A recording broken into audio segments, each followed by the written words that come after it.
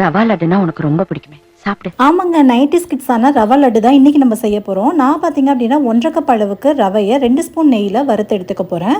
ரவை வந்து நல்லாவே வறுப்பட்டு வரணும், நல்ல வாசனை வரணும், ஆனால் கரிஞ்சு போயிடக்கூடாது. நல்லா வறுத்து எடுத்துக்கோங்க. நல்லா வறுத்து எடுத்தது ரவையை நல்லா ஆற வச்சு மிக்ஸி ஜாரில் சேர்த்து ஃபைனாக அரைச்சி எடுத்துக்கலாம். என்ன தான் ரவையை மிக்ஸி ஜாரில் சேர்த்து அரைச்சாலும் ஓரளவுக்கு மேலே அரைக்க முடியாது. கூடவே 2 ஏலக்காய் சேர்த்துட்டு அரைச்சி எடுத்துக்கோங்க. ரவையை வறுக்கும் போது மீடியம் ஃப்ளேமில் வச்சே வறுத்து எடுத்துக்கோங்க, அப்போ கரிஞ்சு போகாது. நல்லா ஃபைனாக அரைச்சி எடுத்ததுக்கப்புறம் இதை ஒரு பேனில் கொட்டி ஆற வச்சிடலாம். ரவை நல்லா ஆறி வரட்டும். இது கூடவே வந்து பார்த்திங்கன்னா 1.5 கப் அளவுக்கு ரவை எடுத்தோம் இல்லையா, 1 கப் அளவுக்கு ஜீனி, வெள்ளை சுகர் எடுத்துக்கலாம், ஒயிட் சுகர் எடுத்துக்கலாம். நீங்கள் வேணால் வெள்ளம் அது மாதிரி கூட சேர்த்துக்கலாம், பட் டேஸ்ட் அவ்வளோவா நல்லா இருக்காது. பட் இதுக்கு மட்டும் ஒயிட் சுகர் சேர்த்துக்கோங்க. சேர்த்துட்டு நல்லா மிக்ஸ் பண்ணி கொடுங்க. நல்லா சூப்பராக வந்து மிக்ஸ் ஆகி வரணும்.